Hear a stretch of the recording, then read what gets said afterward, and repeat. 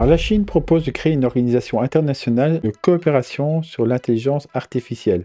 C'est pas une blague, c'est même super intéressant.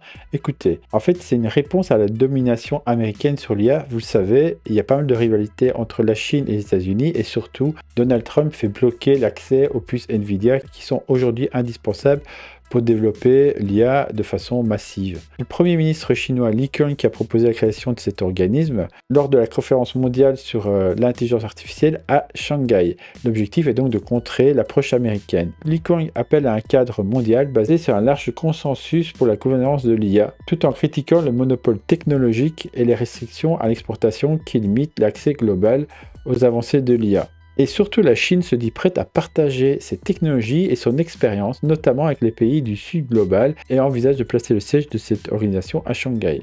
Alors, malgré les restrictions américaines, la Chine progresse vraiment en matière d'IA. Nous avons l'exemple de la startup DeepSeek qui a fait très peur aux États-Unis, arrivant même à faire chuter la bourse, en tout cas faire baisser massivement la bourse. Et récemment, nous avons également Huawei qui a présenté Cloud Matrix 384, qui est un super calculateur IA qui est capable de rivaliser avec NVIDIA. Donc la technologie de la Chine commence à se rapprocher de celle des États-Unis. Ça devient intéressant. Mais écoutez bien, pourquoi il faut vraiment s'intéresser à cette organisation? C'est parce que dans un premier temps, la Chine veut travailler avec le Sud. Il pense aux pays arabes, il pense à l'Afrique, il pense à l'Inde, évidemment toute l'Asie. Et nous là-dedans, nous en fait, historiquement, nous avons toujours été plus ou moins collés aux États-Unis, surtout après la Deuxième Guerre mondiale. Et aujourd'hui, on est dans une situation où les États-Unis ne veulent plus vraiment de collaboration avec nous. Ils nous considèrent comme pas intéressants. Et en même temps, nous n'avons jamais été très bons avec l'Asie. En plus de ça, nous sommes en désaccord total avec la Russie. Rappelons qu'il y a une guerre en ce moment.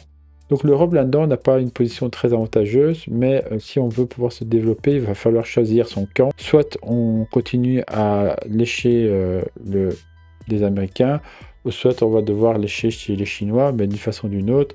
L'un des deux est notre futur, je ne sais pas, à vous de choisir. D'ailleurs, en fait, vous choisirez quoi, vous? Plutôt les États-Unis ou plutôt s'accrocher à la Chine?